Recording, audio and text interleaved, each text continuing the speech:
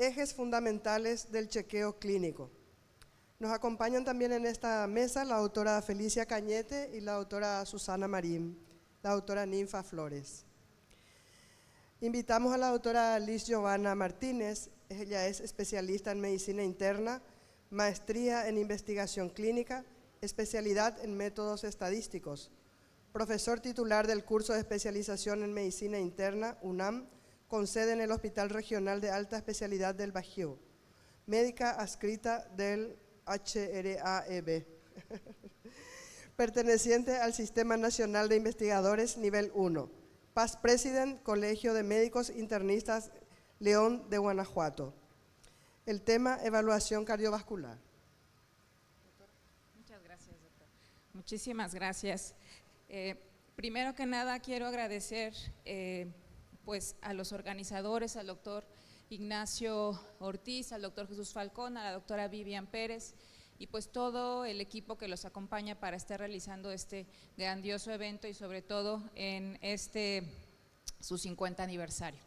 Bueno, vamos a empezar con cuestiones de tiempo para tratar de terminar prontamente. Yo les voy a hablar un poquito acerca de cómo debemos evaluar la situación cardiovascular, sobre todo en esta etapa tan importante de la vida. Y es muy importante, veo muchas mujeres jóvenes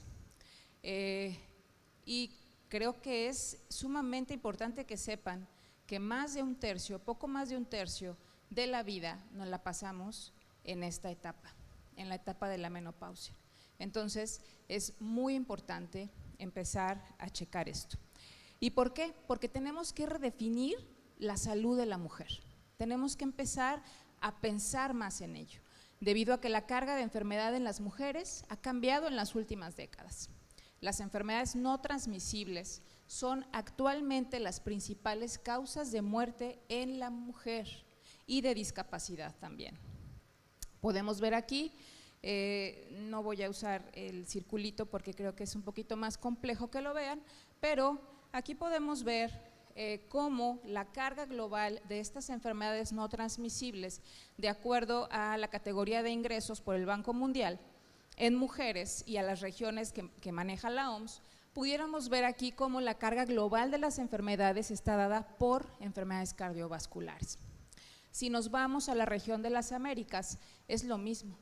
Las enfermedades cardiovasculares siguen siendo la primera causa, seguida de las neoplasias y de la diabetes en esta región. Entonces, por eso es importante que sigamos tomando en consideración estos cambios. ¿Por qué? Porque la tendencia global sigue siendo la misma. Esta tendencia global nosotros podemos ver en esta comisión que salió en Lancet, que en el 2019 275 millones de casos de enfermedad cardiovascular fueron en mujeres y que de esta proporción el 8.9 millones murieron por estas enfermedades. Entonces es una gran carga. La prevalencia global estandarizada por edad se estimó en 6.400 casos por cada 100.000 mujeres. Entonces aquí podemos ver en esta gráfica es la carga de enfermedad en mujeres en el 2019, de acuerdo a la edad. Y finalmente, yo espero que, me paso de este lado para que lo puedan apreciar mejor, podemos ver que lo que es en América Latina, Central y Sudamérica, la carga de enfermedad isquémica del corazón es la mayor carga. Ya hemos hablado, ya se ha hablado, las compañeras grandiosamente en sus charlas previas han hablado de estos factores de riesgo ya establecidos, pero tenemos que hablar de algunos cambios que suceden en esta transición y quiero manejar un poquito este caminito que seguimos durante esta etapa de la vida. ¿Por qué? Porque factores de riesgo que ya conocemos como factores bien establecidos tienen algunas particularidades durante esta etapa. Por ejemplo, en la menopausia aumenta el riesgo de hacernos hipertensas. Eso es indudable. Obviamente también hay otros factores que van a contribuir a que desarrollemos hipertensión, como son sobrepeso, obesidad, el sedentarismo, el tabaquismo. Entonces, esto aunado con la etapa tal cual de la vida de la mujer en menopausia, pues también aumenta el riesgo. Ya sabemos y ha habido estudios observacionales en los que también hemos visto que a las mujeres no nos va tan bien en este aspecto. ¿Por qué? Porque hacemos más hipertensión del ventrículo izquierdo en comparación con los hombres. Tenemos mayor disfunción sistólica y prevalece la insuficiencia cardíaca con fracción de eyección conservada. En mujeres ya posmenopáusicas la presión sistólica prevalece. Entonces, estos cambios tenemos que empezarlos a tomar en cuenta durante esta etapa. Hay otros cambios vasculares que tenemos que considerar y que obviamente son debidos a los niveles de estrógenos. Los estrógenos son poderosos controladores de las células endoteliales. Entonces, al disminuir la cantidad de estrógenos en esta etapa de la vida, bueno, pues tenemos disminución en la producción endotelial de vasoactivos antiinflamatorios, cambios en la estructura de los vasos sanguíneos, aumento de la rigidez de los mismos y aumento de algunas sustancias como endotelina 1 y disminución de óxido nítrico. Y si hacemos algún análisis por sexo, ya se ha visto en los estudios que hay mayor riesgo de enfermedad cardiovascular en las mujeres con umbrales más bajos de tensión arterial. Entonces, por donde quiera que lo veamos, pues estamos un poco más complejas, ¿no? También hay cambios metabólicos. Sabemos que durante la etapa en la que producimos la cantidad adecuada de estrógenos, bueno, también nuestro gasto de energía aumenta cuando tenemos actividad física, ayudan a modular la ingesta de energía. Sin embargo, cuando hay pérdida de estas hormonas, bueno, empezamos a tener una disminución también del metabolismo basal. Al disminuir los estrógenos también tenemos menor síntesis hepática de algunas globulinas que son fijadoras de hormonas sexuales, y esto obviamente también aumenta la testosterona en la posmenopausia. Finalmente nos ayuda, más bien nos limita en este sentido, porque bueno, la grasa corporal también empezamos a tener un cambio en la redistribución, ¿no? Cuando uno está en menopausia empieza, híjole, ¿por qué se me está acumulando la grasa a nivel visceral, en sitios donde habitualmente no teníamos? Esto obviamente también nos lleva a resistencia a la insulina. También hay algunos cambios en el perfil de lípidos. El colesterol, que ya sabemos que es un factor de riesgo, en mujeres también es un factor muy importante para infarto agudo del miocardio. En el estudio sobre salud de las mujeres en Estados Unidos mostró que en transición a menopausia aumentan los niveles de colesterol total y de colesterol LDL. Hay también una disminución del colesterol HDL y un transporte inverso de este colesterol desde los tejidos hasta el hígado.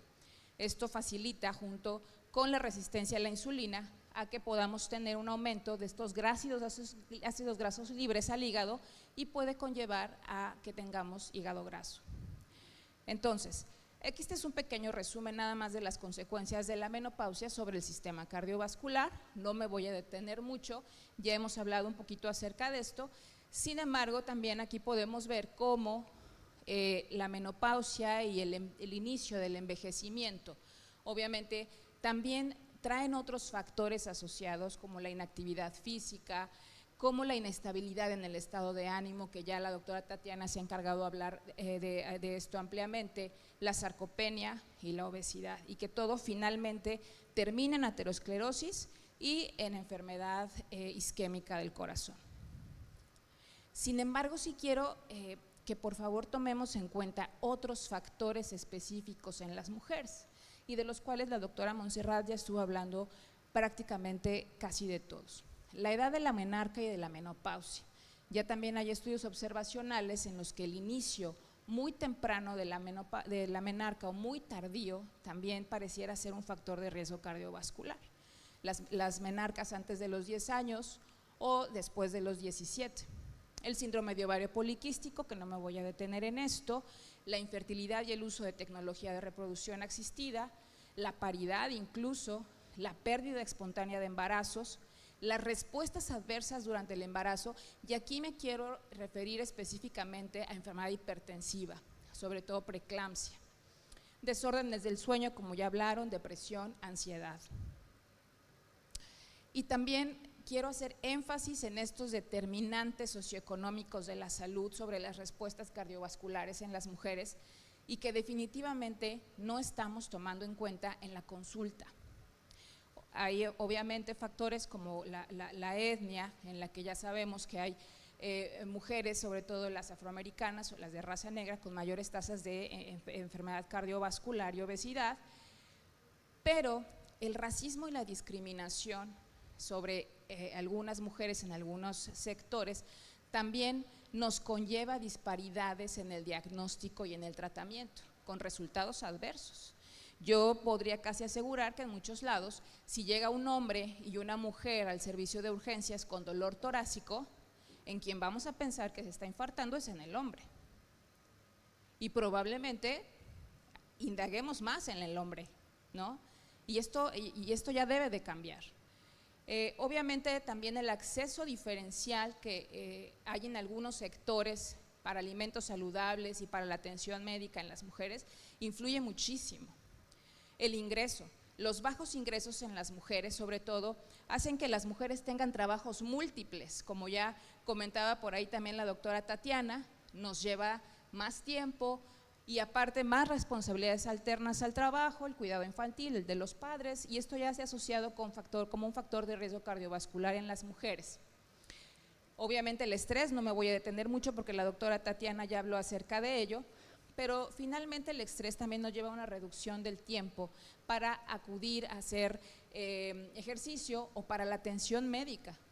A pesar de que las mujeres también se ha visto que son las que más acuden a los hospitales, porque si ustedes van a un hospital y ven cuántas mujeres y cuántos hombres hay en la sala de espera, en la consulta, son más mujeres. El problema es que estas mujeres, cuando las mujeres acudimos al hospital o atención médica, casi siempre es por cuestiones ginecológicas u obstétricas. Casi nunca vamos por cuestiones de prevención o de tratamiento de otras enfermedades. Eso es una realidad. Y obviamente en investigación estamos todavía subrepresentadas. En los ensayos clínicos, más o menos entre el 35–40% apenas de la población de los ensayos son mujeres. Entonces, esto también hace que disminuya la capacidad para medir la seguridad y la eficacia de los tratamientos. Inicialmente, todos los estudios de cardiopatía isquémica eran prácticamente en hombres. Y entonces, lo que hacían era extrapolar los resultados en las mujeres. Y ya se ha visto que esto no puede ser así. Yéndonos directamente, si una mujer llega a mi consulta y yo estoy consciente de que ya está llegando a esta etapa de la menopausia, en la perimenopausia o prácticamente ya está en menopausia, tenemos una oportunidad, es una oportunidad que no debemos dejar ir. ¿Y cómo vamos a evaluar el riesgo? Bueno, las directrices actuales se basan solo en evaluaciones individuales y que son aplicadas a tablas de riesgo epidemiológico, ¿no? Todos lo sabemos. Sin embargo, como ya comentamos, las mujeres presentan factores de riesgo cardiovascular únicos y factores de riesgo que no son reconocidos como tales y que finalmente influyen en el riesgo cardiovascular global. Infradiagnosticamos.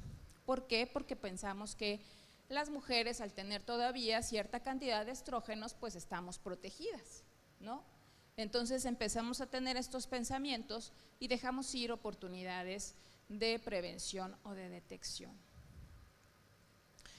La evaluación en la consulta o en prevención primaria, que es lo que los internistas prácticamente pues procuramos realizar, se tiene que basar, como todo en medicina, en la historia clínica y en la exploración física. Dentro de la historia clínica ya hablamos de buscar estos factores de riesgo específicos, cómo le fue en el embarazo, la edad de la menarca, la edad de la menopausia, si tiene enfermedades autoinmunes, si tuvo algún tratamiento pues que pudo haber hecho que tuviera una menopausia precoz, como algún tratamiento de quimioterapia, etcétera, ¿no? Todo esto debe estar dentro de la historia clínica. Sin embargo, también es muy importante hacer una evaluación del tipo de alimentación.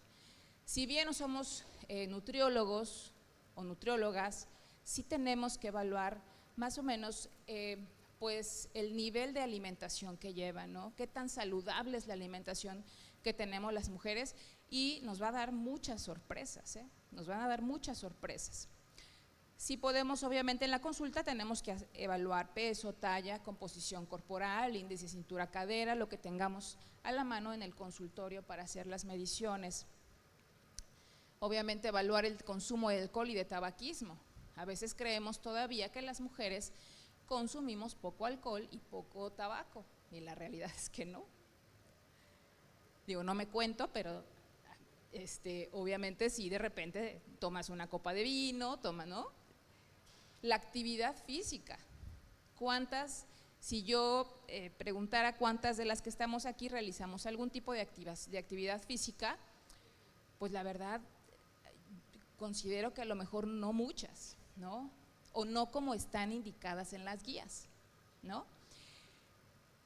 Tendríamos que hacer algún perfil lipídico de acuerdo al riesgo que nosotros consideremos y de acuerdo a lo que manejan las guías también, eso es importante. Si tenemos una paciente con factores hereditarios, con sobrepeso y obesidad, con sospecha de síndrome metabólico, pues le tenemos que hacer un perfil de lípidos, ¿no? Tenemos que hacer tamizaje de diabetes y de hipertensión de acuerdo a las guías internacionales, o sea, no podemos dejar a ir a una mujer que nos llega a la consulta sin tomarle la presión, sin evaluar todos estos factores que ya platicamos, sin tratar de solicitar más estudios de laboratorio si es que son necesarios. ¿Con qué escalas contamos para checar riesgo cardiovascular? Aquí yo lo que les quise mostrar un poco es lo que tenemos actualmente. Tenemos algunas escalas de riesgo, aquí les voy a poner un poquito los pros y los contras. Inicialmente en el 2004 la AJA hizo en sus guías de prevención una tabla en donde sacaba la clasificación de riesgo cardiovascular en las mujeres, y lo que hacía nada más era clasificar a las mujeres como riesgo óptimo, en riesgo y en alto riesgo. En esta escala se incorporaban ya algunos antecedentes de complicaciones como en el embarazo, presencia de enfermedades autoinmunes, obesidad central y capacidad funcional para el ejercicio. Por ahí salió también en el 2007 el famoso score de Reynolds por el doctor Ridker en el hospital de Boston, y en esta escala nos ayudó porque tenía un poquito la capacidad de reclasificar a hombres y mujeres con mayor o menor riesgo, porque añadía a algunas variables como eran los antecedentes familiares de infarto y la PCR de alta sensibilidad a los factores de riesgo cardiovascular convencionales. Posteriormente, ya todos lo conocemos, en el 2013 la AJA y el Colegio Americano de Cardiología sacó la calculadora de riesgo, que todos seguramente por ahí traemos igual, incluso hasta en nuestros teléfonos. El problema es que probablemente para otras regiones sea perfectamente válida, pero quizá para nosotros no, porque no incluye datos de población latina. Después salió el SCORE 2 en el 2021 por la Sociedad Europea de Cardiología en sus guías de prevención de enfermedad cardiovascular, y el problema es que aquí también solo se incluyen las regiones europeas. Sin embargo, también ajusta factores por género, pero no considera factores de riesgo cardiovascular específicos de mujeres.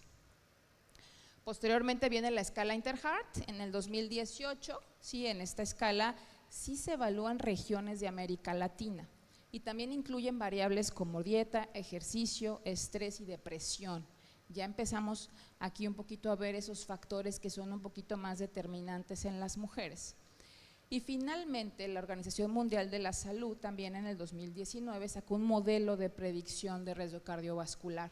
Aquí sí se incluyen 21 regiones de América Latina y clasifica el riesgo como fatal y no fatal para enfermedad cardiovascular, y si es un poco más específico de género. Entonces, si ustedes buscan en internet este modelo de predicción de riesgo cardiovascular por la OMS, lo van a encontrar. Incluso ya está la aplicación y la pueden descargar en su celular y buscar la región y poner las variables. Sí les pide algunos niveles de lípidos, pero también se puede hacer sin los mismos. Entonces es como la que pudiera adaptarse más a nosotros. Este es un breve resumen nada más de la Sociedad Interamericana de Cardiología, en el que, bueno, lo voy a decir así de esta manera porque si no se me va a complicar con la ruedita. Si nosotros ya sabemos que la mujer tiene una enfermedad cardiovascular previa, que ya tuvo un infarto, un evento vascular cerebral, etcétera, bueno, ahí no hay problema, nos tenemos que ir a prevención secundaria, no hay más. Si tenemos, obviamente, dentro de este contexto, cualquier paciente en el que no tengo un antecedente de enfermedad cardiovascular previa, tengo que hacer el cálculo. La realidad es de que no hay una calculadora específica para mujeres. Les mostré más o menos las que existen y que pudieran ser adecuadas para Latinoamérica. Pueden hacer el cálculo con la que ustedes determinen y posteriormente ya ustedes pueden clasificar si la paciente tiene un riesgo bajo, moderado, alto o de riesgo muy alto. Todas las pacientes tienen que tener orientación para dieta saludable, ejercicio y control de peso. Las medidas no cambian en ningún riesgo, siempre va a ser lo mismo. Hay que platicar con la paciente, hay que alertarla de su riesgo cardiovascular, es algo que en la consulta no estamos hablando. Hay que alertar sobre lo que encontramos al realizar estas evaluaciones. Y obviamente tenemos que dar tratamiento a todos los factores de riesgo cardiovascular que vayamos encontrando con objetivos, ¿no? La depresión, la falta de sueño, el tratamiento de los síntomas de la menopausia, etcétera, ¿no? Finalmente, una vez que yo tengo ya el riesgo, también tengo que hacer pesquisa de algunos incrementadores de este riesgo, como ya lo hemos platicado. Antecedentes de muerte prematura en la familia, complicaciones en el embarazo, menopausia precoz, síndrome de ovario poliquístico, otras enfermedades inflamatorias, sobre todo las reumáticas, el tratamiento oncológico que se haya recibido previamente, depresión y estrés, en riesgo bajo, moderado y riesgo alto. Buscar estos incrementadores de riesgo cardiovascular. Y si no, pues obviamente sería clasificar y ver ahorita, vamos a ver más adelante si tenemos que iniciar estatinas o algo. Si algo no queda claro, si de repente estamos en un riesgo limítrofe en el que pareciera que está moderado, pero me queda la duda, bueno, pudiéramos hacer alguna búsqueda de enfermedad cardiovascular subclínica a través de algunos otros estudios como el síndrome, como el score de calcio coronario, marcadores éndicos como proteína C reactiva de alta sensibilidad. Sin embargo, pues no en todos los lugares contamos con acceso a estos estudios. Finalmente, si tenemos riesgo alto, riesgo muy alto, la conducta tiene que ser intensiva. Dieta, ejercicio, control de peso, platicar con la paciente del riesgo y tomar en cuenta el inicio de estatinas, aspirinas y control farmacológico de algunas otras enfermedades que pudiera tener la mujer.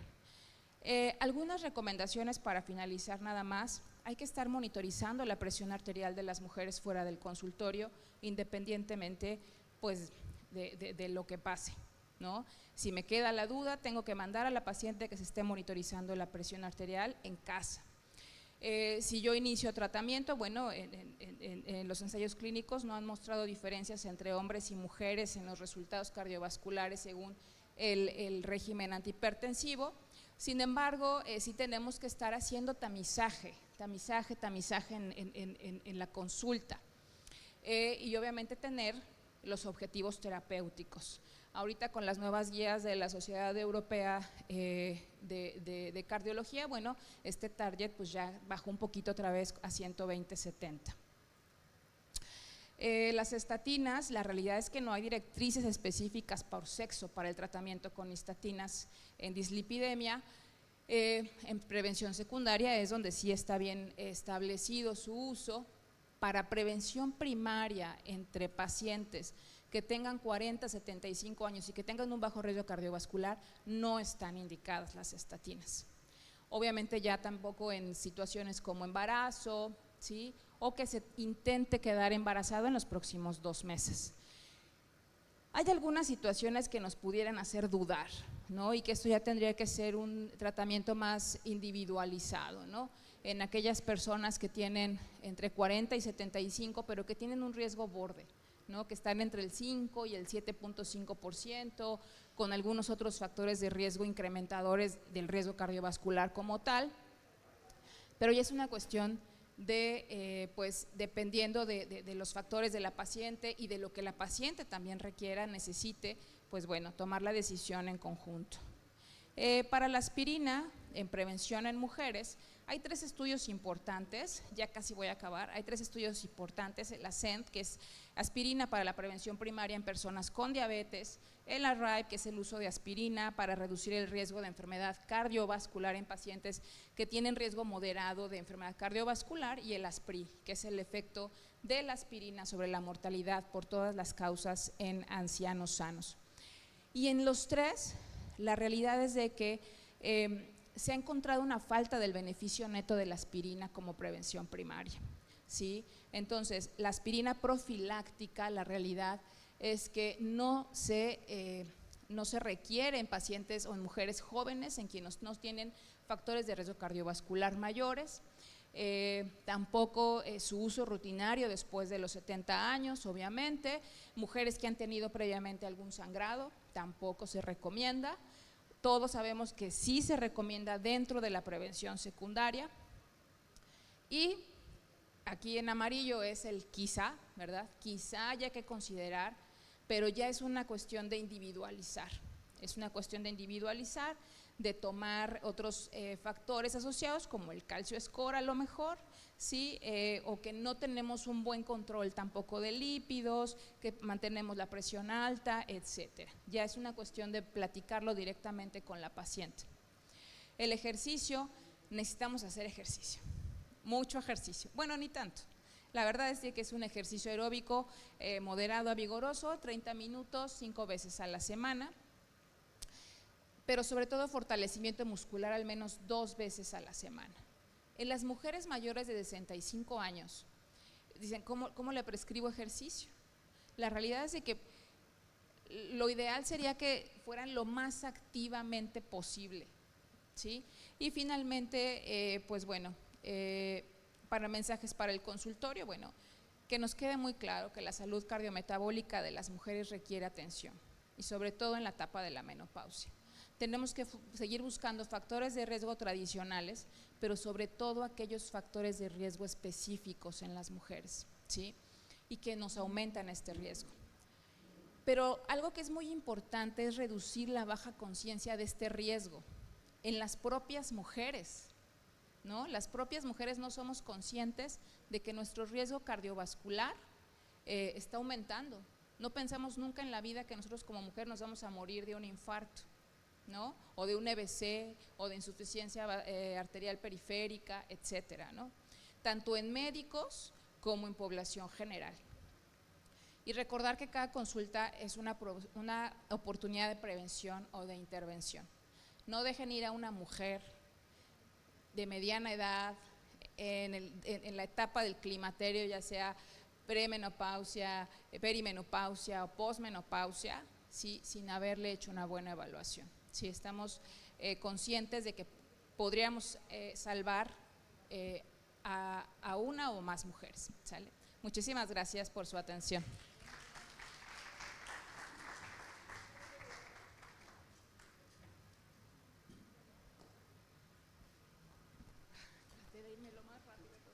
Muchas gracias. Gracias, doctora. Nuestro siguiente tema: evaluación metabólica nutricional en la perimenopausia. Invitamos a la doctora María Cristina Jiménez. Ella es especialista en medicina interna, especialista en nutrición clínica, magíster en educación médica superior, encargada de cátedra de la asignatura de nutrición en la carrera de medicina de la Facultad de Ciencias Médicas, Universidad Nacional de Asunción, docente de medicina interna, docente de nutrición clínica, y es past president de la Sociedad Paraguaya de Medicina Interna. Doctora. Muy buenas tardes, gracias a ustedes por la presencia, gracias al comité organizador por invitarme a participar del evento más importante en la medicina interna paraguaya, que es el Congreso Paraguayo de Medicina Interna. Bueno, me toca hablar de la valoración nutricional en la mujer. Valoración nutricional. Bueno, me toca hablar de la valoración nutricional y metabólica en la perimenopausia, que como sabemos es una etapa, como ya nos habló la profesora Chimeno, es una etapa de transición para realmente introducirnos a la menopausia, ¿verdad? Y es una etapa en la cual se caracteriza por irregularidades menstruales, también hay cambios hormonales y puede ser muy variable la duración, aunque se dice que puede durar un año, ¿verdad? También puede aparecer entre los 35 y 50 años. A mí la tecnología no me quiere. Estuve en Tarija, Bolivia, me pasó lo mismo, ¿verdad? Después me fui a presentar a Estados Unidos un trabajo y a la mitad se borró y tuve que hacer a capela. Entonces creo que ese es mi destino, ¿verdad? Hablar. Ah, bueno, menos mal. Allá anda. Bueno, entonces era lo que dije, ¿verdad? La perimenopausia entonces es la relación entre el último periodo regular y la aparición de las formas irregulares. Entonces, lo que nos preguntamos siempre es en el consultorio si estamos haciendo realmente una buena evaluación nutricional en esta etapa tan crucial de la vida, en la cual hay muchos cambios que se ven, que hay una mayor prevalencia de obesidad, de síndrome metabólico, aparece la osteoporosis, y que pensando podemos actuar, pedir datos de laboratorio y con un tratamiento también nutricional poder prevenir todas las complicaciones que se suelen ver. Si bien la menopausia es un estado, digamos, fisiológico, pueden aparecer muchas complicaciones que hacen que la vida, digamos, sea un poco más difícil. Entonces, sabemos que en esta etapa las mujeres pueden aumentar de peso, puede haber fatiga, hay trastornos metabólicos, osteoporosis y sarcopenia. La disminución de los estrógenos causa un impacto importante en el metabolismo, en la salud ósea, en la distribución de la grasa, también cambios en la composición corporal, aumenta la grasa visceral y hay una disminución de la masa muscular. También se pueden ver alteraciones en el apetito y en el metabolismo energético. Entonces, la valoración nutricional es muy importante, sobre todo hay que hacer la valoración morfofuncional, donde no solamente vamos a hacer la historia dietética, los cambios, sino que vamos a valorar la masa muscular y la masa grasa. Hace poco, el 24 de abril, el Congreso de la Sociedad Española lanzó un comunicado de formalizar la evaluación nutricional con la valoración morfofuncional, donde vemos la historia clínica nutricional, donde hay que preguntar los cambios de peso, los hábitos de alimentación, los síntomas relacionados, después medir el índice de masa corporal, el perímetro de cintura, la composición corporal, la evaluación bioquímica y los cuestionarios útiles que son importantes. Entonces vamos a ir viendo cada uno de ellos, ¿verdad? Ya sabemos que el índice de masa corporal es muy importante, pero actualmente la valoración va más allá del índice de masa corporal. Entonces, nosotros hacemos el peso, la talla al cuadrado, medimos ay, socorro, ¿qué es esto? Bueno, entonces medimos el peso, la estatura, si es igual o mayor a 25, tenemos que medir la circunferencia de cintura, tenemos que medir el índice cintura-cadera y el índice cintura-estatura. Y de acuerdo a ello, si es positivo o negativo, entonces tenemos obesidad o no tenemos obesidad, o tenemos una obesidad preclínica que relacionamos con el exceso de grasa corporal, con la masa muscular y con los síntomas para poder instaurar un tratamiento adecuado. Entonces, esto es la valoración del índice de masa corporal. Medimos también los pliegues cutáneos, que es una medida indirecta con el calípter, donde evaluamos el tejido adiposo subcutáneo, medimos el pliegue tricipital, el suprailíaco, el subescapular, medir el diámetro de la cintura para ver el riesgo. Es fácil, ¿verdad? Ahí tenemos que medir tanto el diámetro de cintura como del brazo, cadera y pantorrilla. Las limitaciones son la precisión, a veces no son reproducibles, depende de la persona que realice, también del tono muscular, de la flexibilidad. En una persona con obesidad es más difícil que en una persona que está desnutrida, donde hay mucho pliegue. También preguntar los hábitos alimentarios, los síntomas relacionados con la alimentación. La encuesta dietética es muy importante, el registro de los alimentos, el registro de las 24 horas, el registro de los 3 últimos días, tratar de ver que si puede escribir el desayuno, comida, merienda, cena, las colaciones que pueda hacer, ¿verdad? Y la medición de la composición corporal, que la bioimpedancia es un método indirecto de medición es un marcador pronóstico que nos da la masa magra, la masa grasa, la cantidad de agua, la ecografía, la tomografía, DEXA y las circunferencias corporales. La impedanciometría es un método indirecto, es un método que mide la masa grasa, la masa muscular, mide la resistencia que ofrece el cuerpo al paso de la corriente. Es un método bastante usado para medir la composición corporal, ¿verdad? Es reproducible, tiene más bajo costo que la tomo y la DEXA, es fácil de usar, fácil de transportar, no hay tanta variabilidad interobservador, aunque está sujeta a posibles errores, sobre todo dependiendo de las fórmulas utilizadas, del equipo y las condiciones en que uno mide. Entonces interviene la impedancia, que expresa la oposición de un circuito al paso de la corriente eléctrica. La resistencia es la oposición de un conductor al paso de la corriente, y la reactancia. Y entonces acá podemos ver la cantidad de agua que puede tener el paciente, la cantidad de masa magra, masa grasa, y también nos indica la relación entre la masa celular y el agua, ¿verdad? Entonces se ve, cuanto más es un marcador de desnutrición que da un pronóstico de mortalidad. Cuanto menor es, tiene peor pronóstico. Se evalúa puede servir para evaluar la progresión de la enfermedad, pudiendo ser incluso superior a otros indicadores. Los valores, como ya dije, más bajos del ángulo de fase indican un peor pronóstico y una mayor morbimortalidad.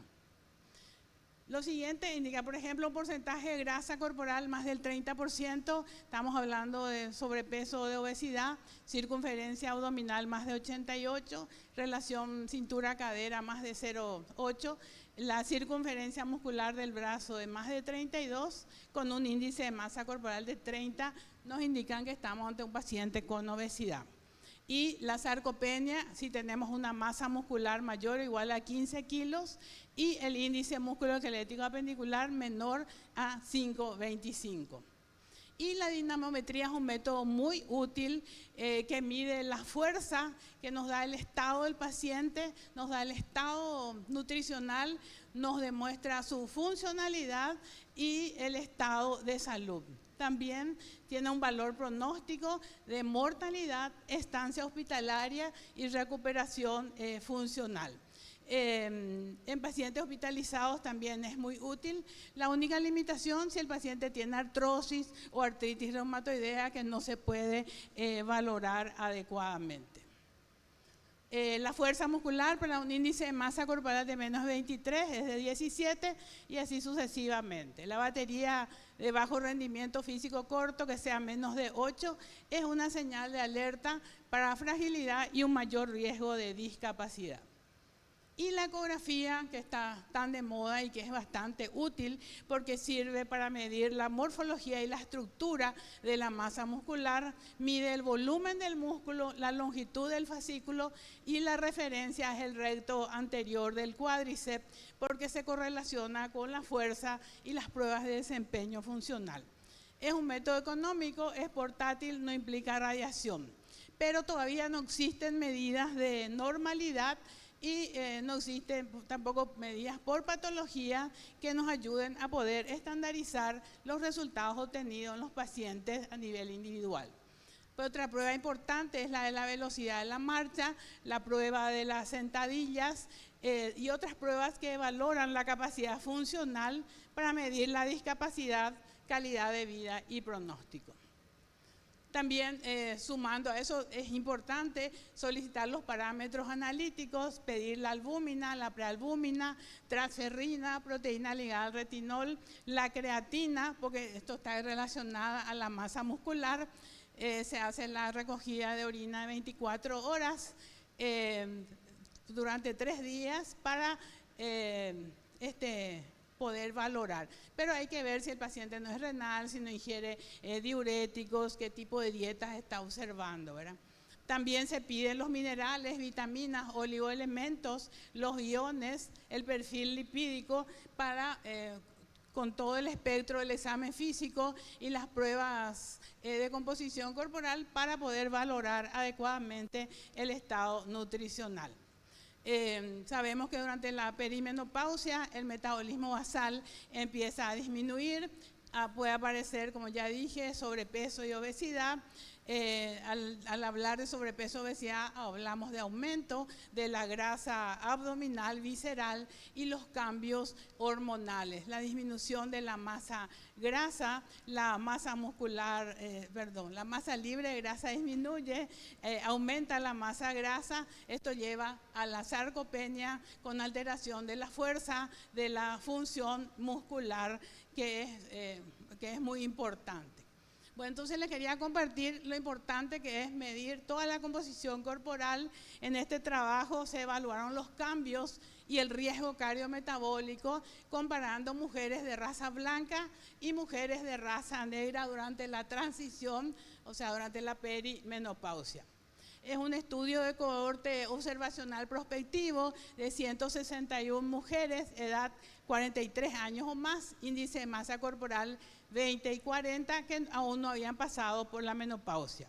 Se realizaron absorciometría de rayos X, TAC, laboratorio, se pidieron hormonas esteroideas sexuales y las hormonas, el laboratorio de los factores de riesgo cardiometabólico. Se pidió la glucosa en ayunas, insulina, lípidos y medidas indirectas de sensibilidad a la insulina.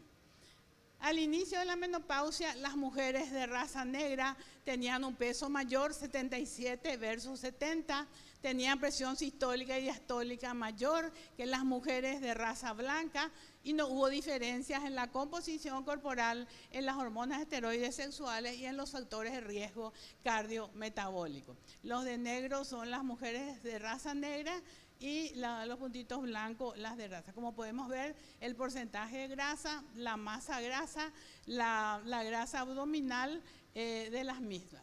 Antes de la menopausia, las mujeres de raza blanca aumentaron 3 kilos de peso, aumentaron su adiposidad corporal, la masa grasa aumentó y la masa grasa del tronco también, entre 9 y 12%.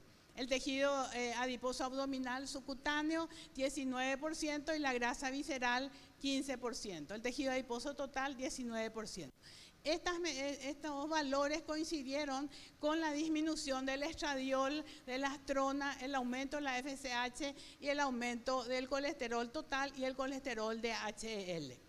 Las mujeres de raza negra tenían más tejido adiposo abdominal antes de la menopausia, pero esto se mantuvo durante la transición a la menopausia. Estas mujeres de raza negra tuvieron disminución de la estrona, disminución de la testosterona total y aumento de la FSH. En cambio, en la etapa de posmenopausia, las mujeres de raza blanca aumentaron su tejido adiposo subcutáneo abdominal, aumentó el tejido adiposo total, la FSH, el colesterol total y el colesterol de LDL. Entonces, este trabajo concluye que las mujeres de raza blanca tuvieron mayor adiposidad abdominal durante la transición a la menopausia comparadas con las mujeres de raza negra. Esto aparentemente podría deberse al patrón de cambio de las hormonas esteroideas sexuales entre mujeres de diferentes orígenes raciales. El aumento de la adiposidad abdominal en las mujeres de raza blanca coincidió con el aumento de los factores de riesgo cardiometabólico. Entonces, es importante considerar un tratamiento de cambio terapéutico en el estilo de vida, actividad física, un plan de alimentación adecuado para poder disminuir la adiposidad abdominal. También considerar las interacciones entre la raza, la adiposidad corporal, las hormonas esteroideos y su influencia con el riesgo cardiometabólico. Este otro estudio del año 2020 de 275 mujeres de España investigó los cambios en el perfil metabólico durante la transición menopáusica, evaluando los perfiles lipídicos. Y que vieron que se produjeron cambios significativos en la perimenopausia y que llegó a su nivel máximo una vez completó la transición menopáusica. Entonces, una vez hecho la evaluación, son importantes las recomendaciones nutricionales. La proteína se constituye en un factor muy importante de administración para poder mejorar la masa magra muscular, administrar omega 3, disminuir los azúcares simples, incentivar el consumo de hidratos de carbono complejos. El aporte de micronutrientes es clave, la vitamina D, el calcio, el magnesio, el hierro y la vitamina B12, sobre todo si hay deficiencia, los fitoestrógenos, la hidratación, el aporte de fibra y control del estreñimiento. Entonces podemos terminar diciendo que la perimenopausia es una ventana de oportunidades para prevenir enfermedades futuras. Y la valoración nutricional debe ser siempre activa, debe ser personalizada, donde el rol del equipo de salud es muy importante, trabajar en equipo, nutricionistas, ginecólogo y clínico, para poder llegar a un diagnóstico y a un tratamiento adecuado. Incluir siempre la valoración nutricional como parte del seguimiento integral de la perimenopausia. Nutrir bien es invertir en el bienestar del mañana. Muchas gracias.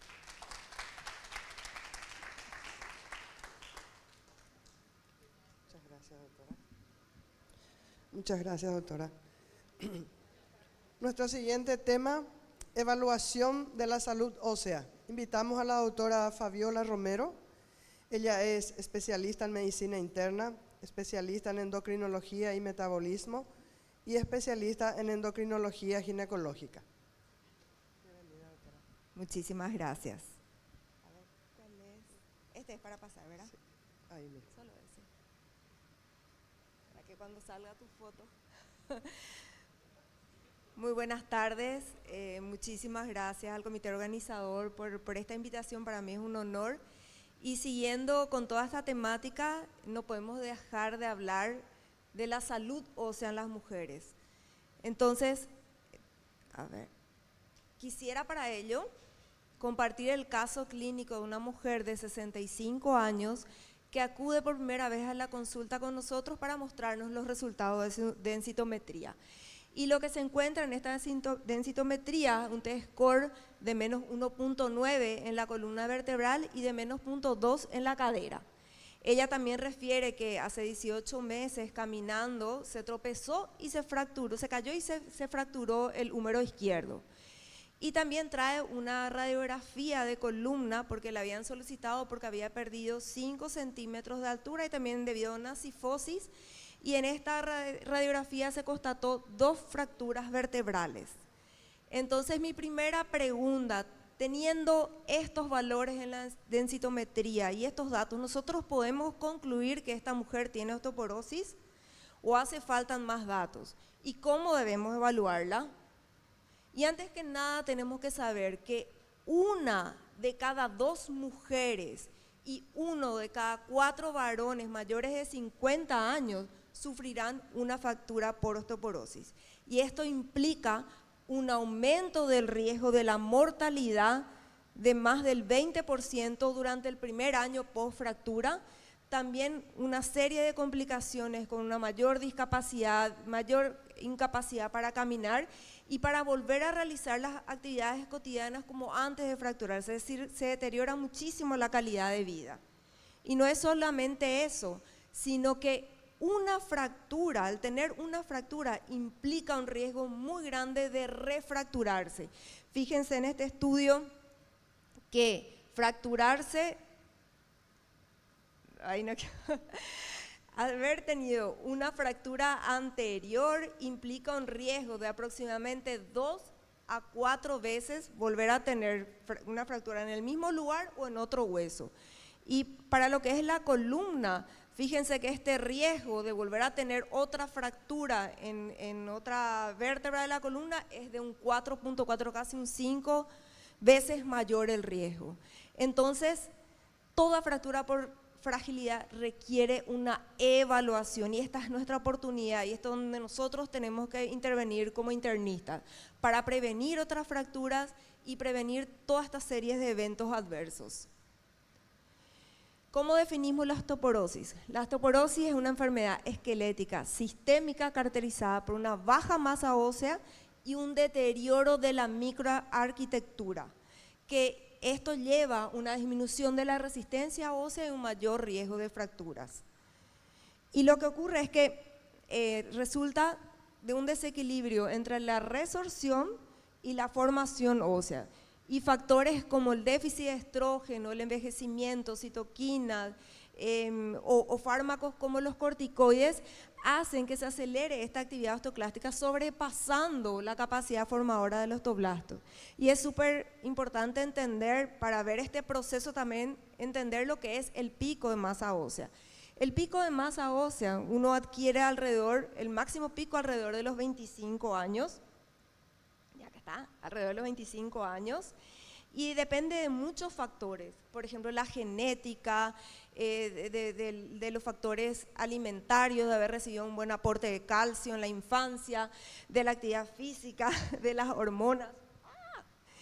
Y luego de este periodo de formación, de adquisición de pico de masa ósea, viene un periodo de consolidación o mantenimiento, y a partir de los 50 años viene la pérdida de masa ósea y está muy relacionado a lo que es la caída de estrógenos y el envejecimiento. Y este es el momento de mayor riesgo de fracturas. Obviamente, a un menor pico de masa ósea, el riesgo es mucho mayor porque se va a perder mucho más hueso, parte de una base mucho más baja. ¿Y por qué es tan importante la evaluación de la salud ósea? Porque permite detectar alteraciones tanto de la cantidad como de la calidad del hueso, identifica factores de riesgo modificables, es decir, donde nosotros podemos intervenir y prevenir estas fracturas, identifica causas secundarias de osteoporosis, orienta a las decisiones personalizadas de tratamiento que hoy día se basa en el riesgo, en la estratificación del riesgo, y es clave en quiénes tenemos que hacer esta evaluación de salud ósea, en todas las mujeres mayores de 50 años. Y sobre todo en poblaciones de alto riesgo, adultos mayores, pacientes con enfermedades crónicas o personas que están consumiendo fármacos que nosotros sabemos que va a afectar el metabolismo óseo. Entonces, evaluar es anticiparse, prevenir fracturas, es preservar independencia y bienestar. ¿Y cómo hacemos la evaluación del riesgo de fractura? En primer lugar, como siempre, una historia clínica detallada, donde debemos identificar los factores de riesgo.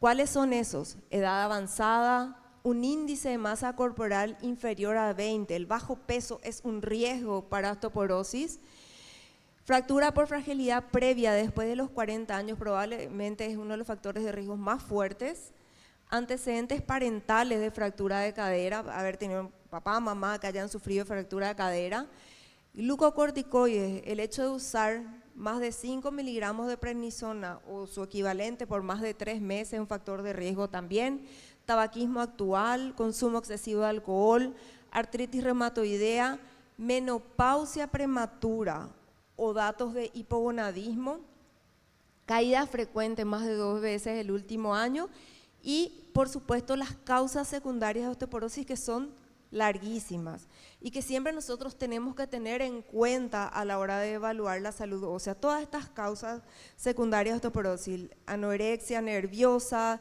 síndrome de malabsorción, entre ellos la celiaquía, cirugía bariátrica, todas estas enfermedades endocrinológicas, el hipertiroidismo, el hiperpara, el Cushing, la diabetes tipo 1, tipo 2, inmovilidad. Todas esas son causas de osteoporosis secundarias que nosotros sí o sí estamos obligados a excluir en toda evaluación de la salud ósea. ¿Qué son las fracturas por fragilidad y por qué es tan importante? Las fracturas por fragilidad son aquellas que ocurren después de los 40 años ante un traumatismo mínimo, es decir, por ejemplo, caerse desde la propia altura o un traumatismo que probablemente no iba a ocasionar una fractura, y tienen que ser en estos sitios especiales. Tiene que ser o en la columna, la cadera, la muñeca, el húmero o la pelvis. Fracturas en otros sitios, como por ejemplo manos y pies, por más que hayan sido ante un traumatismo mínimo, no son consideradas fracturas osteoporóticas.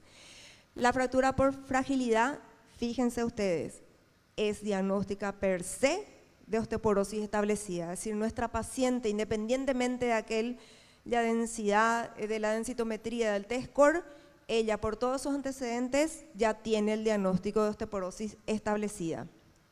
Y el riesgo de refractura es agudamente elevada inmediatamente después de haberse fracturado, es decir, los primeros 2 años. Y acá nosotros vemos en este estudio como el riesgo de fractura es inminente en los primeros 2 años.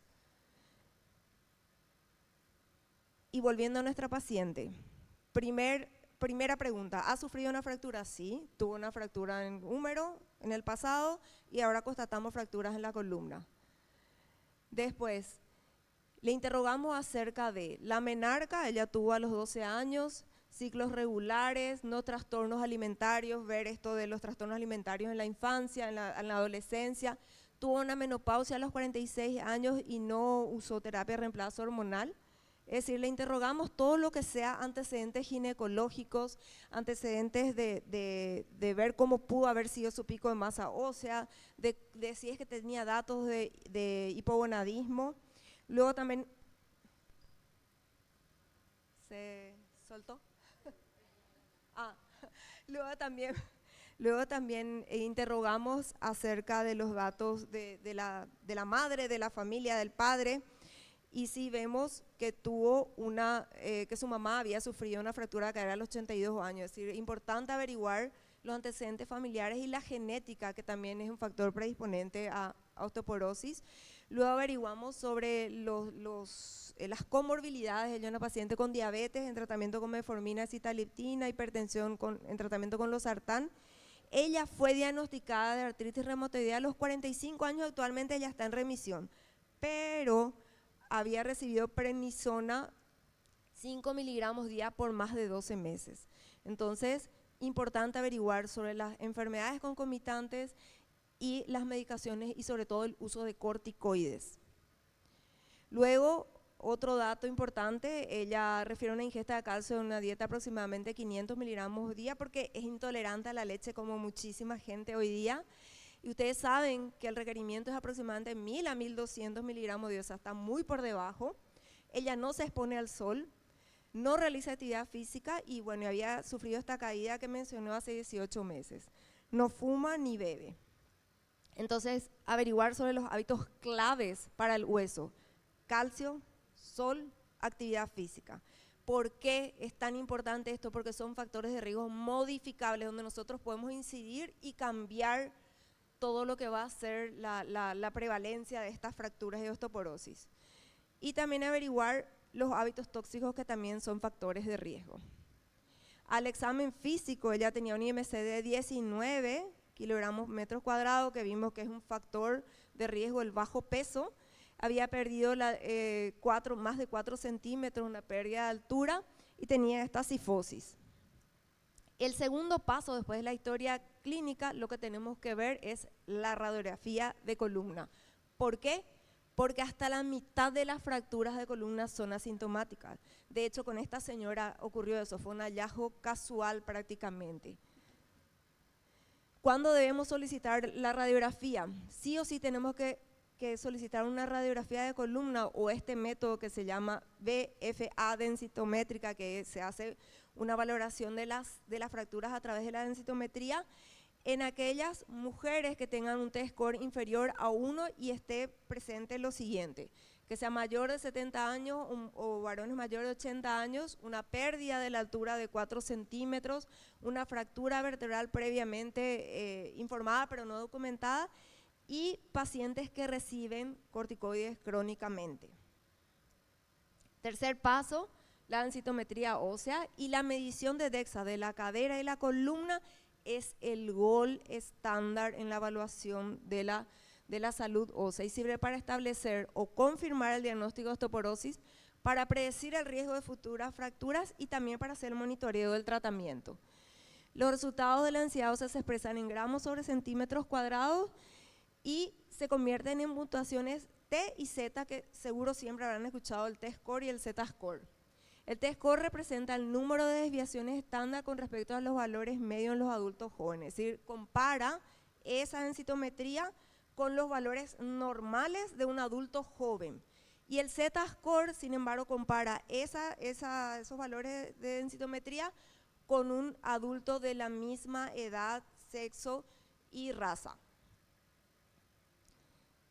Y de acuerdo a estos valores de T-score, nosotros definimos valores de T-score, sobre todo que hay que medir en el cuello del fémur y en la columna lumbar. Nosotros tenemos, si los valores son mayores a menos de un desvío estándar en T-score, nosotros hablamos de normalidad.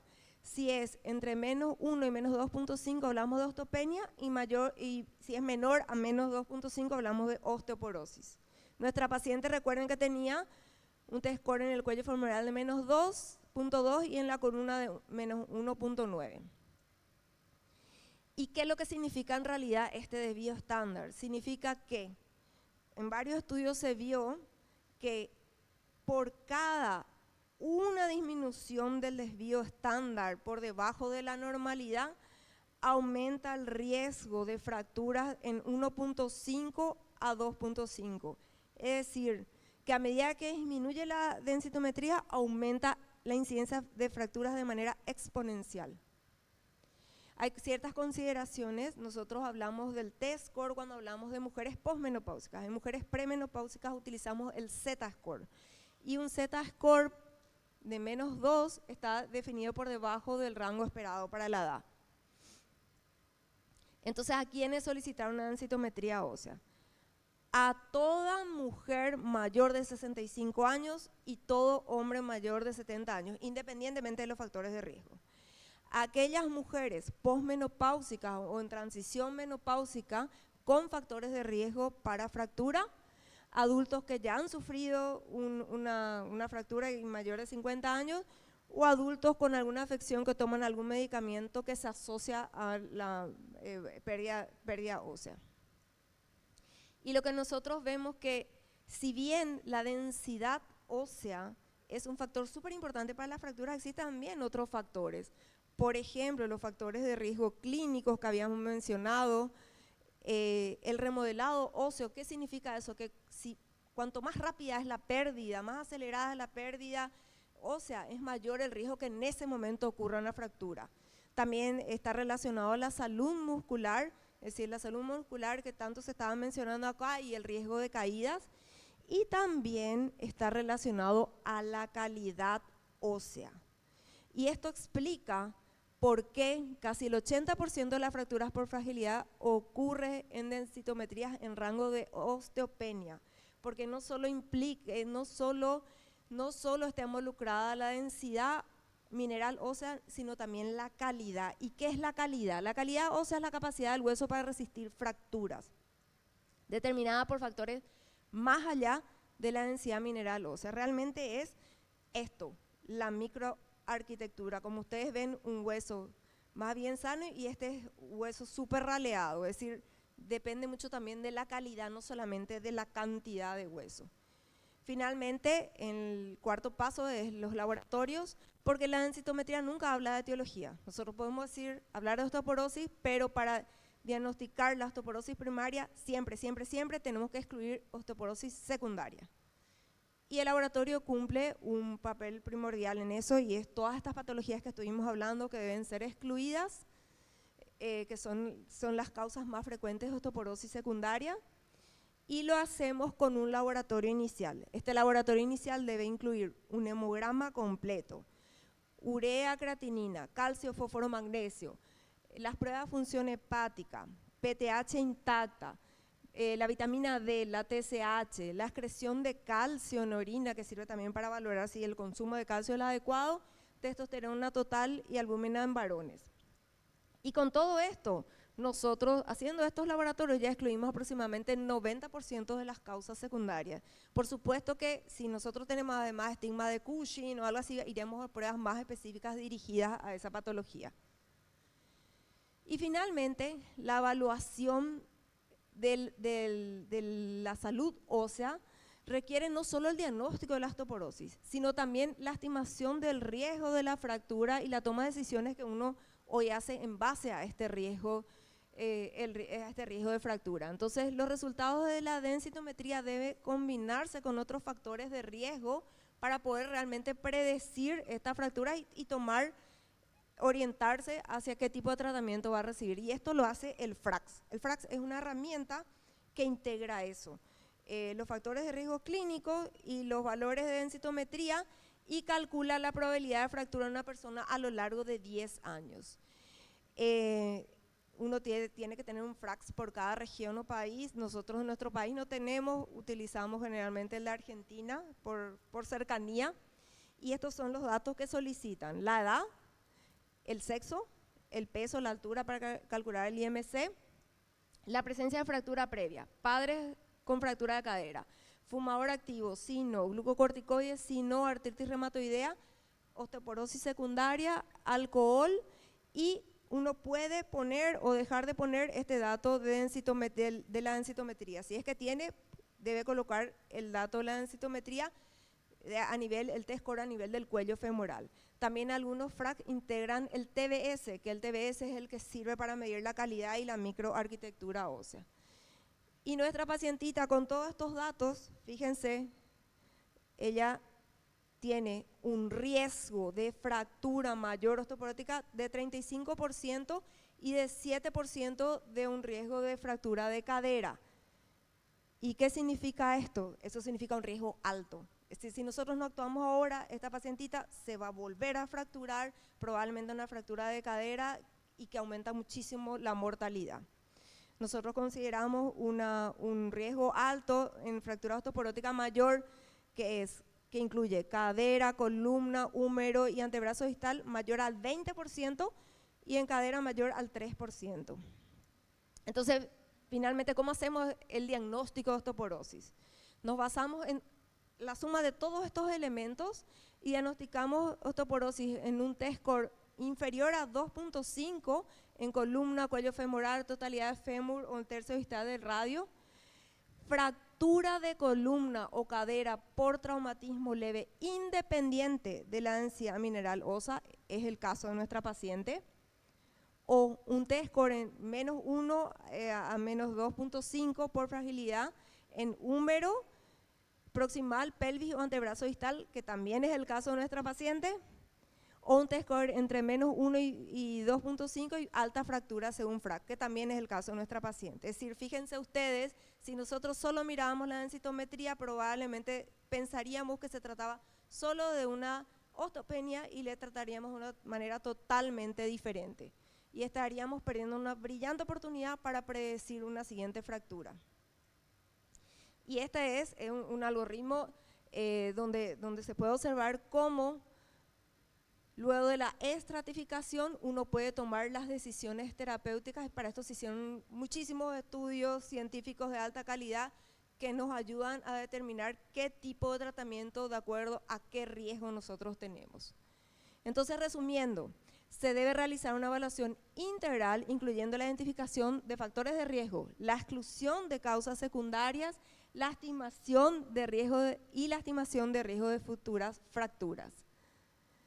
Porque el mejor tratamiento para la fractura es no llegar a tenerla. Muchas gracias. Y antes de terminar, quisiera hacerle a todos una invitación súper especial. Acá está la doctora Malvetti conmigo, que es parte de la comisión directiva. Y queremos invitarle a nuestro cuarto Congreso Paraguayo de Endocrinología y Metabolismo, que va a ser el 20, 21 y 22 de agosto en Paseo de la Galería. Así que le invitamos a todos. Va a estar súper bueno y les esperamos. Muchísimas gracias.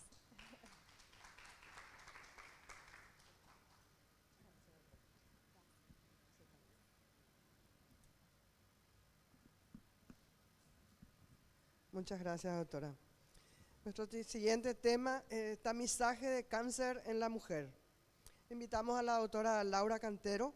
Ella es especialista en oncología, actual presidenta de la Sociedad Paraguaya de Medicina de Oncología. La costumbre, doctora, perdón. Actual presidenta de la Sociedad Paraguaya de Oncología Médica. Gracias.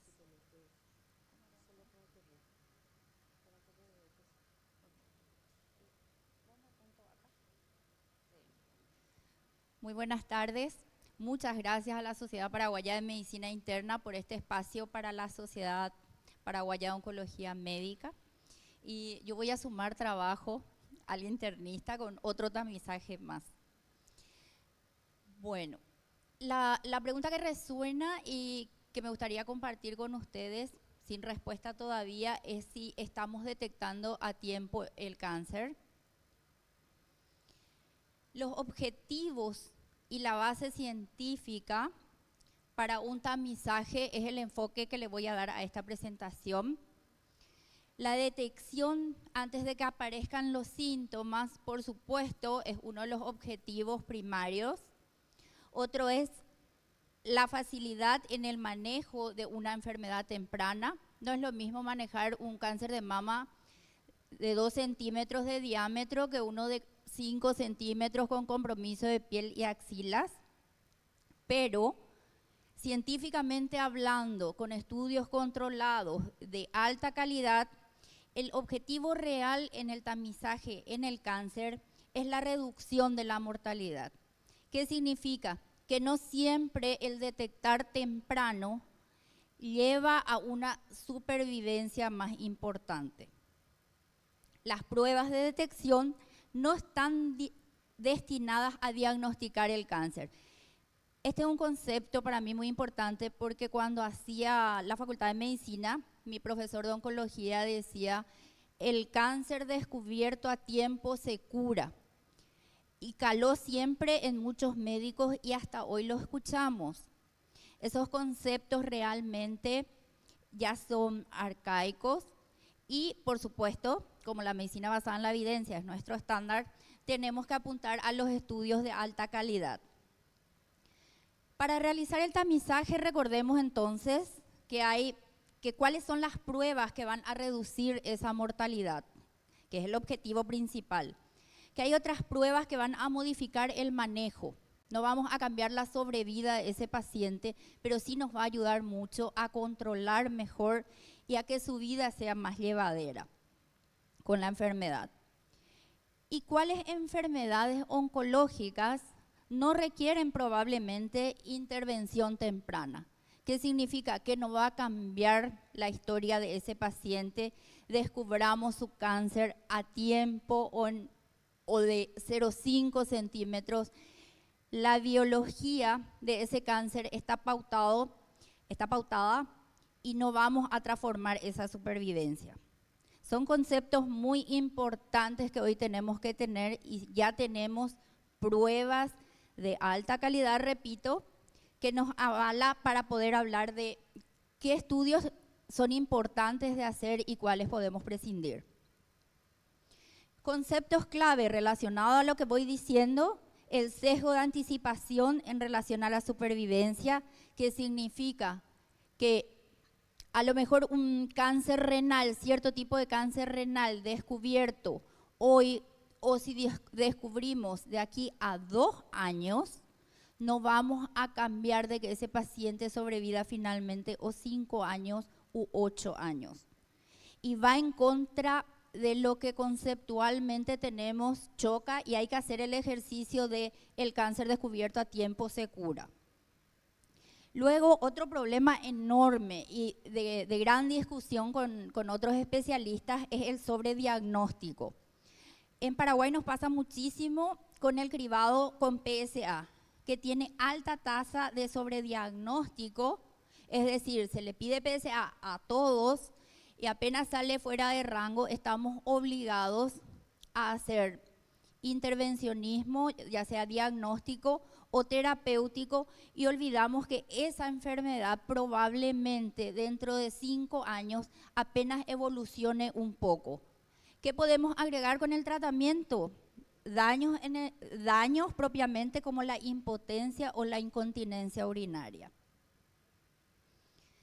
Entonces, ¿qué vamos a sopesar en el momento de hacer un tamizaje? La posibilidad de complicaciones graves relacionadas con el estudio, como ser la colonoscopía, que pueda producir una perforación. Y otro punto muy importante que nos preocupa mucho es alguna complicación tardía, como ser la carcinogénesis por radiación. Paciente que ingresa a urgencias tiene hoy día su tomografía. Pero no solo, la perspectiva no es solo desde el exagerado uso de la radiación, sino también un problema mucho más grande de la medicina, del tipo medicina basada en el terror que estamos haciendo muchas veces, o medicina basada quizá en la prevención de no tener complicaciones legales. Entre complicaciones también tenemos que sumar la ansiedad por los falsos positivos, en una era donde la ansiedad está en todas partes, y lo que ya mencionábamos, el sobrediagnóstico y tratamiento. Finalmente, ¿qué hacemos en el consultorio? ¿Cuáles son las recomendaciones para detectar precozmente? Por supuesto, no olvidar la detección visual directa, como podemos ver en cáncer de piel, retina, labios, cuello uterino, genitales, la palpación de los bultos y los estudios dirigidos posteriormente. Esto me lleva también a otra situación. ¿Cuánto tiempo tenemos en los consultorios para hacer consultas dirigidas sobre la salud ósea, sobre el estado nutricional, sobre la prevención cardiovascular y sobre el cáncer? Realmente lleva tiempo, y es tiempo lo que no tenemos. El objetivo de consultorio finalmente sería buscar a aquellos pacientes que tienen más riesgo, buscando antecedentes personales o familiares, mutaciones genéticas heredadas. Estamos en plena era de la genómica. Hay pacientes que van a consultorio pidiendo sus pruebas genómicas para poder determinar su riesgo o no carcinogénico. O sea, en consultorio de atención primaria van a llegar pacientes con resultados genómicos, y nosotros tenemos que entender básicamente a quiénes tenemos que pedir y no. Entre ellos, el más importante hoy día en cáncer de mama es la determinación de genes BRCA1 y BRCA2, que está muy extendido, está ampliada la recomendación y tenemos que manejarla. Por supuesto, a quienes están expuestos a carcinogénicos, los que tengan hábitos de riesgo, los expuestos a radiación terapéutica, que suele ser algo olvidado. En la infancia se pudo haber tenido una enfermedad oncológica curable y tenemos adultos con ese antecedente que desarrollan cáncer secundario. En relación al impacto de la detección mediante el tamizaje en las medidas de riesgo, esto es más desde el punto de vista de la investigación en relación al tamizaje. Tenemos que aprender a leer y a releer los estudios clínicos, porque no todo estudio clínico positivo puede tener un impacto clínico real. Y la recomendación final en relación al tamizaje en las mujeres, tenemos una mamografía cada 2 años en aquellas que tengan 40-74, en mujeres con alto riesgo, con alteraciones como el BRCA1, 2 o antecedentes familiares cercanos, o ser una mujer joven, muy joven, podemos solicitar una resonancia magnética. Esto ya por lo general pasa a la segunda línea de atención, que es ginecología o mastología. La citología cervical cada 3 años, recomendada 21 a 29 años. El test de HPV cada 5 años en mujeres de 30 a 65. La colonoscopía o prueba de sangre oculta en heces a partir de los 45, evaluando riesgo. Y discutida, pero recomendada en muchas guías, la tomografía de tórax en pacientes fumadores crónicos. Lo que urge, por supuesto, es el estudio de nuestra población. De nuevo, Los sistemas tienen que prever, sistematizar justamente el estudio clínico o ecológico que nos pueda decir dónde estamos parados realmente, cuál es nuestra población y no utilizar siempre los parámetros de otros países. En relación a las barreras en implementar el tamizaje, tenemos los factores socioeconómicos. Hubo un estudio muy lindo de una doctora paraguaya que realizó en relación al acceso al Papá Nicolau y describía toda la problemática de la mujer de campo para llegar a su Papá Nicolau. No podía dejarle a los hijos, no podía llegar por cuestiones de transporte. Una vez que realizó su Papá Nicolau, pasó un promedio de 8 meses para poder retirar el resultado. Una serie infinita de barreras socioeconómicas, culturales, por supuesto conocemos todo, el miedo, el acceso a los servicios de salud, que es un desafío gigantesco. En una visión muy personal, salud pública tiene un presupuesto bajísimo para lo que se pretende conseguir de nosotros. Y aparte del presupuesto, tenemos problemas de organización realmente. Agregué la ocupación del médico refiriéndome a lo que dije hace rato. Tenemos ese tiempo para hacer todo, para conversar, para hacer una historia clínica completa como la que nos enseñaron. Y otro punto, desde el punto de vista paciente, que es difícil convencer cuando no se ve y no se siente. Es difícil decirle a un paciente tiene que hacerse una colonoscopía, tiene que hacerse su mamografía. ¿Por qué? Porque cuando no se siente y no se ve, por lo general uno infravalora la situación. Por otro lado, es contraproducente generar temor, porque la única otra forma de no ver y sentir es diciendo te va a pasar esto, pero generamos temor, generamos ansiedad y contribuimos a esta enfermedad tan de moda. Voy terminando y quiero remarcar que el tamizaje logró disminuir el riesgo de muerte, que era el primer objetivo del tamizaje, en el cáncer de mama alrededor de 30%. Disminuyó el riesgo de muerte en cáncer de colon en 25%.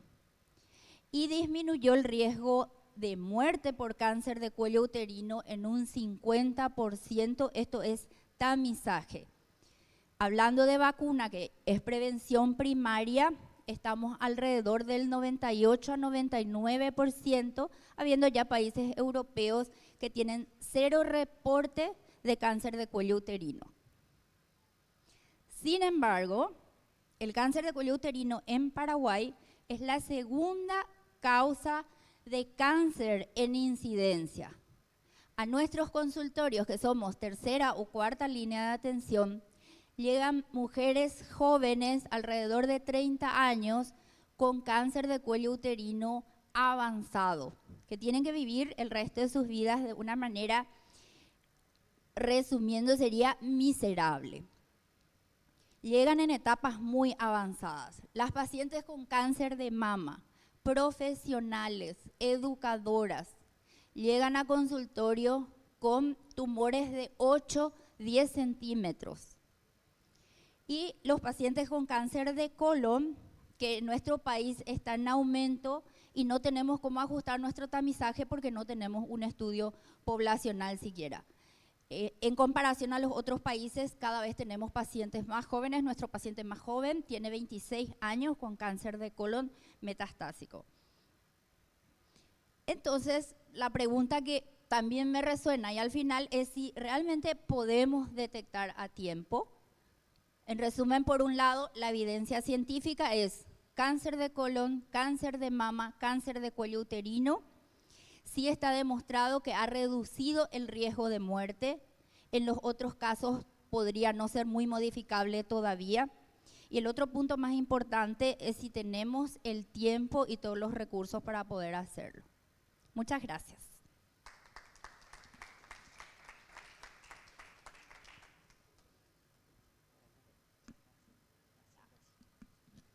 Muchas gracias, doctora.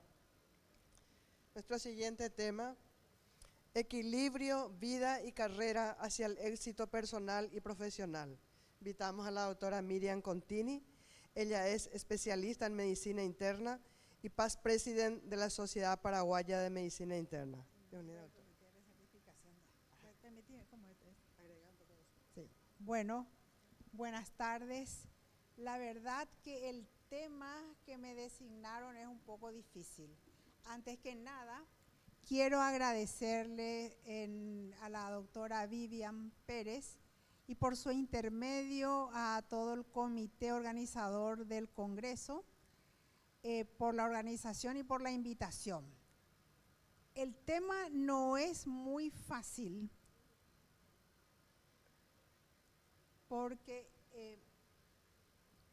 a ver si me ayudas. ¿Sí? ¿Eh? Sí.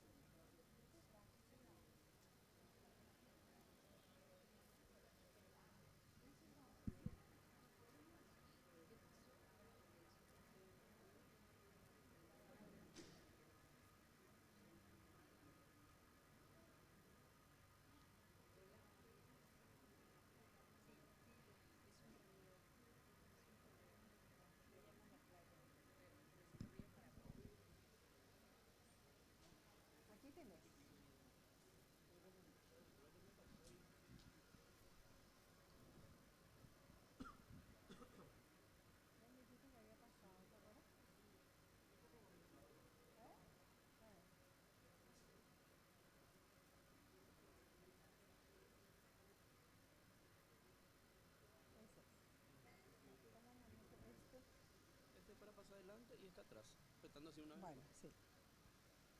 Bueno, ahora que se subsanó este problema, este problemita, bueno, el tema que me dieron para hablar realmente va a reflejar mi experiencia personal. No es fácil conseguir el equilibrio. El equilibrio lo buscamos cada uno de diferentes maneras.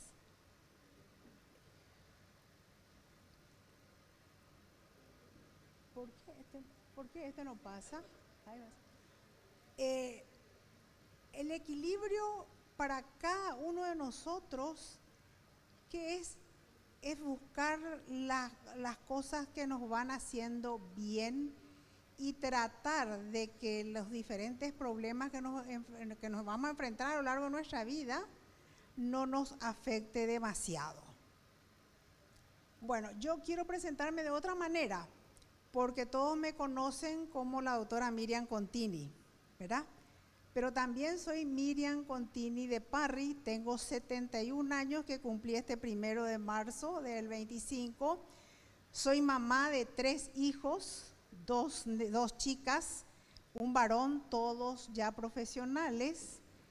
Y bueno, aparte de eso, de mis actividades médicas, también soy esposa, madre, hace 40 años que estoy casada, y el equilibrio no fue fácil, no fue fácil.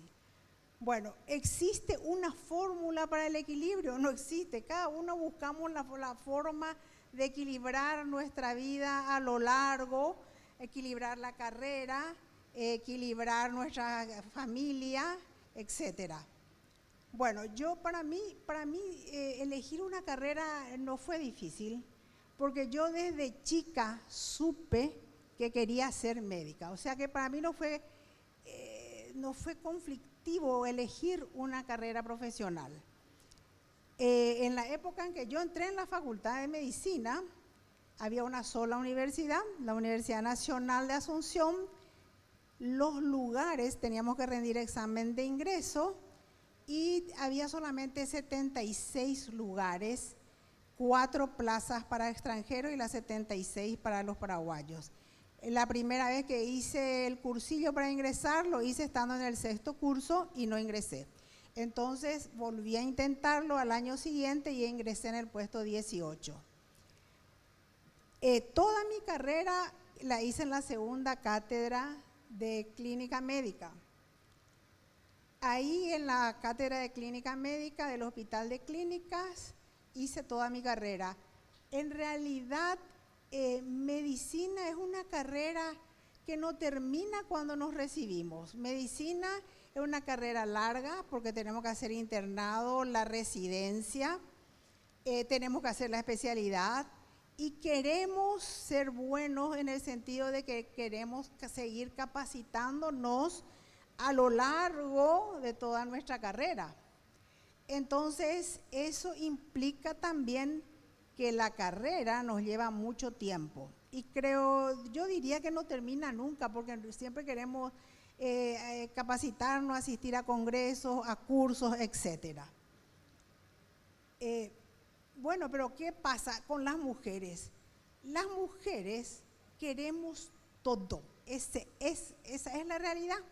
Porque las mujeres queremos una carrera y queremos ser buenas en esa carrera, queremos capacitarnos, queremos que se nos reconozca que somos capaces. Pero queremos también una familia, queremos marido, queremos hijos y queremos ser buenas y no fallarle también a nuestra familia. Entonces ahí las cosas se van complicando un poquito más. Bueno, esta era mi familia cuando son chicos y ahora es mi familia ya con todos los hijos, yernos, etcétera, etcétera. Bueno, ¿qué es lo que pasa? Yo tuve la suerte de contar con la ayuda de mi mamá, que se encargaba de supervisarle a la gente que le cuidaba a mis hijos, de cuidar mi casa cuando yo me iba a congresos, cuando yo asistía a los cursos, etc. Y también tuve la suerte de tener un marido que es médico también y que siempre me apoyó y vamos a decir en algunas cosas me reemplazó para que yo pueda asistir a los congresos, a los cursos y también a mis actividades dentro de la Sociedad de Medicina Interna. Bueno, actualmente yo sigo activando en la sociedad porque soy miembro del Comité de Recertificación de la Sociedad Paraguaya de Medicina Interna. Pero también tenemos que ser conscientes que para llegar a la meta que nos proponemos tenemos que renunciar a ciertas cosas. Y en ese sentido, muchas veces yo he renunciado a salir los fines de semana. ¿Por qué? Porque tenía que estudiar, tenía que presentar trabajos y a la vez tenía que controlarle a mis hijos, tenía que ver si hacían sus tareas, preparar uniforme, los proyectos del colegio, etc. Y bueno, y también, ¿qué pasó? En la década del 90, cuando ellos estaban en la secundaria, y en esa época no todas las mujeres trabajaban, uno escuchaba ciertos comentarios negativos, es decir, no, ella está más tiempo luego en su trabajo y poco tiempo en la casa, le importa más su carrera que le importa más su familia. Pero si hacemos caso a todos esos comentarios negativos, nunca vamos a llegar a la meta que nos ponemos. Y cuando a uno le gusta algo y le gusta mucho, como a mí me gusta la medicina, entonces uno sigue y sigue y sigue. Bueno, pero también cuando los otros comentarios negativos, cuando mis hijos eran adolescentes y empezaban los cumpleaños de 15 años, los famosos intercolegiales que participaban, la escuela de fútbol, que el ballet, que los festivales, que las kermeses, que había que estar en el stand, y muchas veces uno terminaba tarde el consultorio y llegaba tarde para llevarles o para buscarles. Se escuchaban comentarios como, y sí, para vos son más importantes tus pacientes.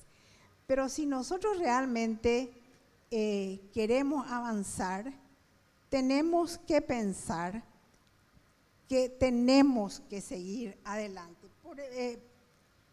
¿Por qué digo eso? Porque muchas veces nos sentimos un poco desganadas, un poco duditativas y nos preguntamos, pero ¿será que estamos haciendo bien?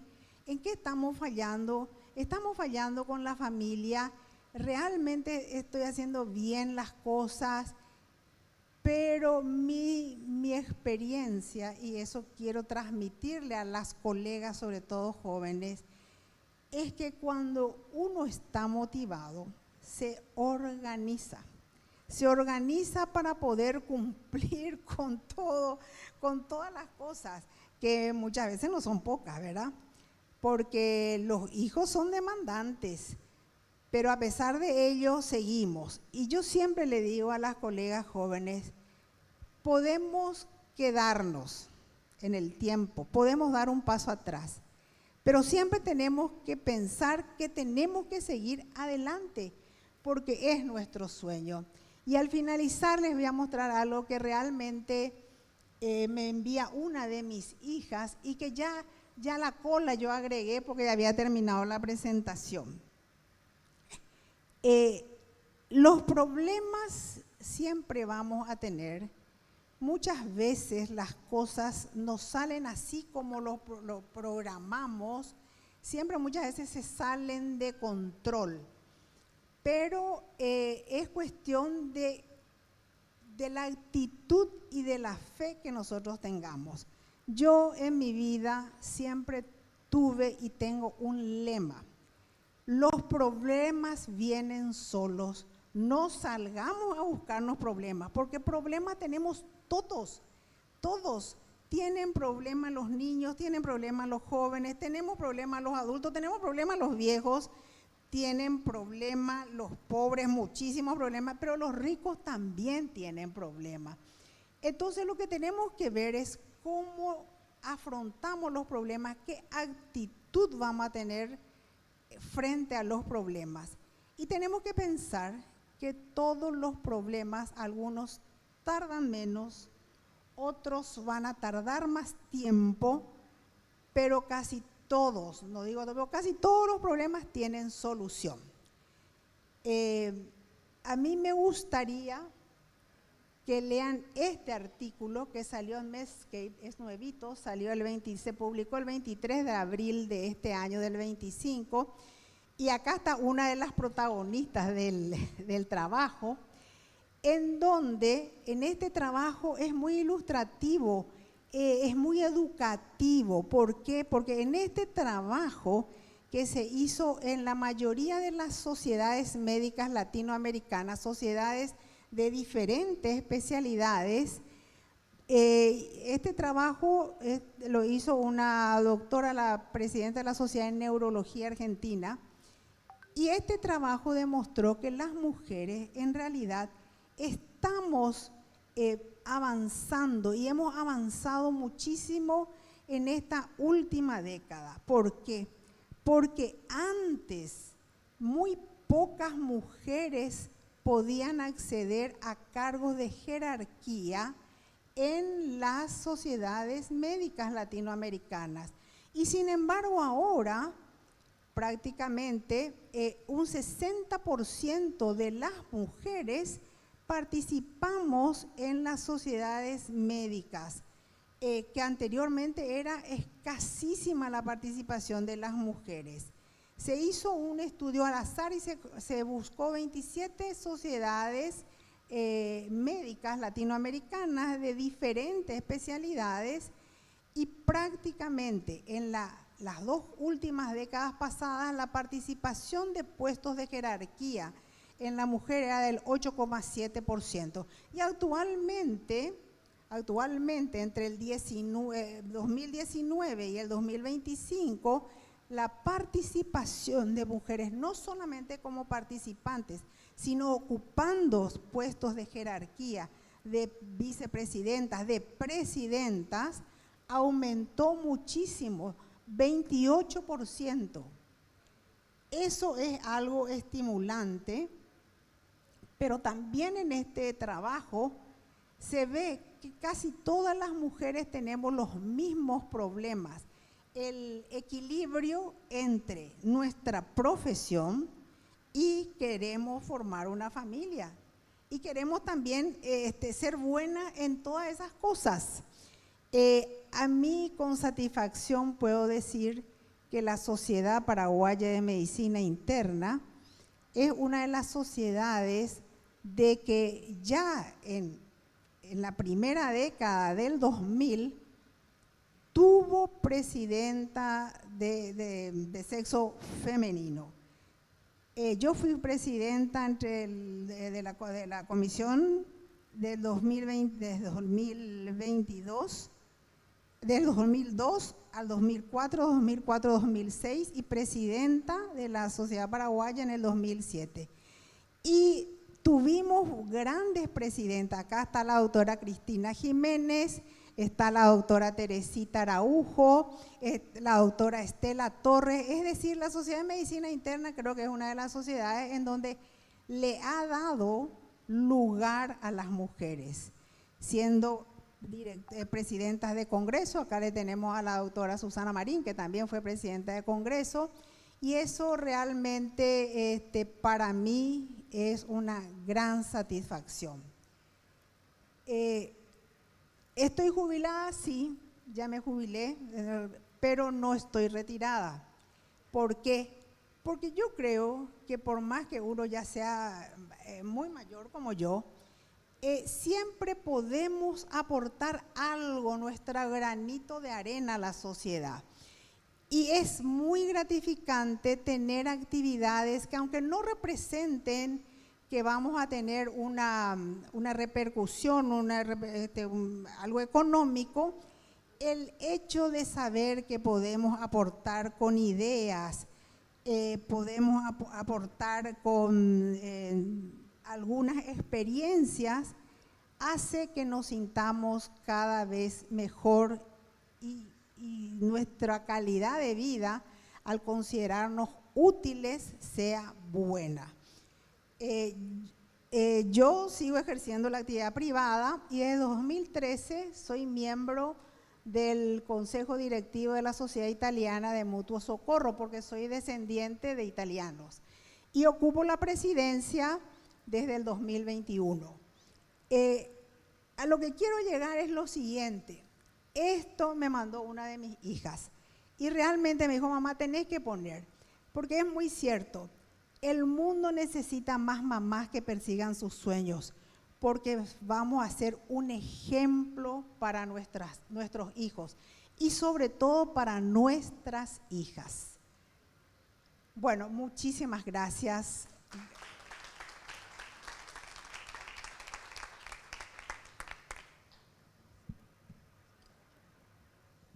Muchas gracias, doctora.